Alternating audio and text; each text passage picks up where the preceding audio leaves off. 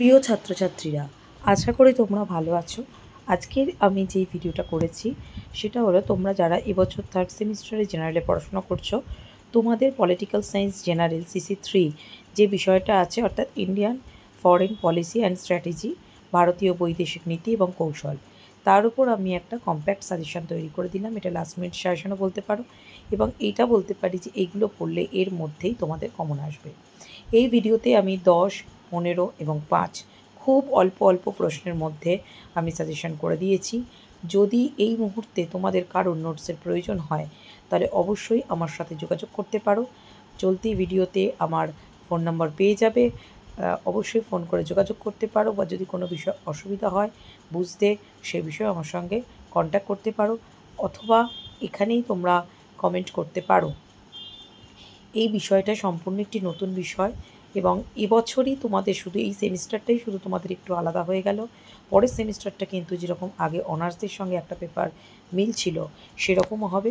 আর যদি তোমরা নতুন হয়ে থাকো, চ্যানেলে সাবস্ক্রাইব করে রেখো, বেল আইকনে ক্লিক করে রেখো, কারণ আমি তাহলে নতুন ভিডিও ছাড়লে পেয়ে যাবে, এবং ফোর্থ সেমিস্টারের বিভিন্ন ভিডিও আমি তোমাদের দেবো। আমি একটু অসুস্থ ছিলাম বলে বিগত এবং একটু ব্যস্ত ছিলাম বলে ভিডিও ছাড়তে পারিনি। আমি তোমাদেরকে এবার রেগুলার মেনটেনে ভিডিও দেবো, যেগুলো তোমাদের আগে দিতাম, এবং তোমরা দেখেছো আগের ভিডিও কতটা কমন পেয়েছো তোমরা। তাহলে এই যে কোয়েশ্চেনগুলো দিলাম, এই প্রশ্নগুলোই ভালো করে পড়ো। আশা করি তোমরা সাফল্য লাভ করবে, এবং চ্যানেলটিকে অবশ্যই সাবস্ক্রাইব করে দিও, বেল আইকনে ক্লিক করো, এবং যারা পুরনো প্রচুর পরিমাণে বন্ধুদের মধ্যে শেয়ার করে দাও। চলো দেখা যাক, প্রথম যে প্রশ্নটা আমি তোমাদের দিয়েছি 15 নম্বরে, সেটা কী আছে। বৈদেশিক নীতি বা পররাষ্ট্রনীতি কাকে বলে? এর মূল নীতি বা নীতির পর্যায় এবং নির্ধারকগুলি লেখো। Very very very very important প্রশ্ন, এবং এটা আসবে পরীক্ষায়। 2 নম্বর প্রশ্ন, 1947 সাল থেকে ভারতের পররাষ্ট্রনীতি বিবর্তন সম্পর্কে আলোচনা করো। মানে 1947 সাল থেকে বর্তমান কাল পর্যন্ত ভারতের যে পররাষ্ট্রনীতিগুলি হয়েছে তার বিবর্তন, মানে কি ভালো হয়েছে খারাপ হয়েছে, এই বিষয় সম্পর্কে আলোচনা করতে হবে।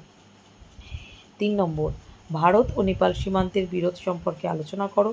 এর নিষ্পত্তির কারণগুলি লেখো, এবং এই বিরোধের অবসানকল্পে কোন কোন ব্যবস্থা গৃহীত হয়েছে আলোচনা করো। এটাও কিন্তু খুব গুরুত্বপূর্ণ প্রশ্ন। প্রতিবেশী রাষ্ট্রগুলোকে নিয়ে কিন্তু একটা প্রশ্ন আসার চান্স খুব আছে, তাই যে কোনো প্রতিবেশী রাষ্ট্রগুলিকে নিয়েই প্রশ্ন তোমাদের করতে হবে। ভিডিওতে তোমাদের সমস্ত প্রশ্ন দেওয়া আছে। 4 নম্বর, রাশিয়ার সঙ্গে ভারতের প্রতিরক্ষা কৌশল সম্পর্কে আলোচনা করো, এবং রাশিয়ার সাথে ভারতের সামরিক নির্ভরতার মূল্যায়ন আলোচনা করো। এটাও খুব গুরুত্বপূর্ণ প্রশ্ন। রাশিয়ার সঙ্গে সম্পর্কটা অবশ্যই গুরুত্বপূর্ণ প্রশ্ন। সুন্দর করে খাতায় লিখে রাখো এখন থেকে, এবং এই যে সাজেশনগুলো দিচ্ছি এই সাজেশনগুলো এখন থেকে খাতায় তুলে রাখো। লাস্ট প্রশ্ন এই পার্টের, ভারত শ্রীলঙ্কা, ভারত বাংলাদেশ, ভারত ভুটান, এদের পারস্পরিক সম্পর্ক, এগুলো কিন্তু সবই প্রতিবেশী রাষ্ট্র। আমি আগেই বলেছি প্রতিবেশী রাষ্ট্রগুলো ভালো করে করতে হবে। এবার 10-এর যে প্রশ্নগুলো সেগুলো হলো, সাম্প্রতিক ভারত পাকিস্তান সম্পর্ক নিয়ে আলোচনা করো। বর্তমানটাও দিতে হবে, এখন যে সমস্যাটা চলছে সেই সমস্যাটা কিন্তু বিশেষ করে ইনক্লুডেড করতে হবে। এছাড়াও আগের কিছু সমস্যাও দিতে হবে। ভারতের পারমাণবিক মতবাদ সম্পর্কে আলোচনা করো। এটাও কিন্তু খুব গুরুত্বপূর্ণ প্রশ্ন। মানে ভারতের এবং পাকিস্তান যে সম্পর্ক এখন কী হচ্ছে বা আগে কী ছিল সবটা নিয়েই কিন্তু এটা দিতে হবে, শুধু সাম্প্রতিক বলে শুধু সাম্প্রতিকটা দিলে হবে না। 3 নম্বর, ভারত ও বিশ্ব বাণিজ্য সংস্থা এবং বিশ্ব ব্যাংক এর সম্পর্ক আলোচনা করো। তুলনামূলক আলোচনাও দিতে পারে। ভারত ও ইসরায়েলের সম্পর্ক আলোচনা করো। আচ্ছা, পরের প্রশ্ন, জওহরলাল নেহরুর সময় থেকে সাম্প্রতিককালে নরেন্দ্র মোদী সরকারের আমল পর্যন্ত ভারত চীন সম্পর্ক আলোচনা করো।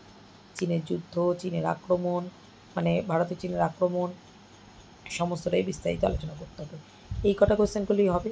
একটা আমি এক্সট্রা একটু প্রশ্ন দিয়ে রেখেছি, ভারতের ইউরোপীয় ইউনিয়ন সম্পর্কে আলোচনা করো। 5টা করে আমি বড় প্রশ্ন দিয়েছি, এনাফ। এর মধ্যে দুটো করে আসবে, তাই 5টা করে প্রশ্ন কিন্তু তোমাদের করতেই হবে, ওর মধ্যেই তোমাদের বড় প্রশ্ন চলে আসবে। এবার আমাদের 5-এর প্রশ্নগুলো নিয়ে আলোচনা করি। 5-এ বেশি দিইনি, আমি 3টে প্রশ্ন দিয়েছি 5-এ। মার্কিন যুক্তরাষ্ট্র ও ভারতের সম্পর্ক আলোচনা করো। 2000 সালের পর থেকে পরিবর্তন কী হয়েছিল সেটা সম্পর্কে আলোচনা করো। 2 নম্বর, দক্ষিণ এশিয়ায় ভারতের পররাষ্ট্রনীতির বৈশিষ্ট্য আলোচনা করো। মোটামুটি 3টে দিয়েছি, 3টে পড়লে এনাফ। আর বাকি যদি কিছু আসে তাহলে বড় কোয়েশ্চেনগুলো থেকে কিন্তু কোয়েশ্চেন আসবে, তাই এই 3টে 5 নম্বর আলাদা করে, আর বাকি বড় প্রশ্ন 5টা করে মুখস্থ করে নাও। ডেফিনেটলি ওর মধ্যেই তোমাদের পরীক্ষায় কিন্তু সমস্ত প্রশ্ন চলে আসবে। তাই ভয় পাওয়ার কিছু নেই। ওই প্রশ্নগুলোর মধ্যে তোমরা বেছে বেছে ভালো করে যেগুলো আমি বেশি ইম্পর্ট্যান্ট বললাম সেগুলো একটু বেশি করে করো। আশা করি তোমাদের এর মধ্যেই তোমরা কমন পেয়ে যাবে। আচ্ছা, এবার আমরা যে প্রশ্নগুলো নিয়ে আলোচনা করব, 3 নম্বর যে প্রশ্নটা আছে, লাস্ট প্রশ্ন। এই প্রশ্নটা কিন্তু ভীষণ গুরুত্বপূর্ণ প্রশ্ন। সেটি হলো G20 সভাপতি থেকে বিশ্ব রাজনীতিতে ভারতের ভূমিকা, সভাপতিত্ব হবে সম্পর্কে আলোচনা করো। G20 নয়াদিল্লি শীর্ষ সম্মেলন 2023 সম্পর্কে আলোচনা করো।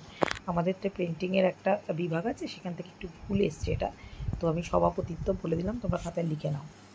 তো এই গেল আমাদের টোটাল প্রশ্ন। খুব কম কোয়েশ্চেন, তোমরা দেখতেই পাচ্ছ। সেই প্রশ্নগুলো দিয়ে আমি একটা সাজেশন করে দিয়েছি। যদি তোমাদের নোটসের প্রয়োজন হয়, পারচেস করতে হয়, এই নম্বরে আমাকে ফোন করো, মেসেজ করো বা ভিডিওতেই কমেন্ট করো, তাহলে আমি তোমাদের উত্তর দেওয়ার ব্যবস্থা করব। আর তোমরা যারা নতুন আছো অবশ্যই চ্যানেলটিকে সাবস্ক্রাইব করে, চ্যানেলটিকে লাইক করে দিও এবং প্রচুর পরিমাণে বন্ধুদের মধ্যে শেয়ার করে দিও।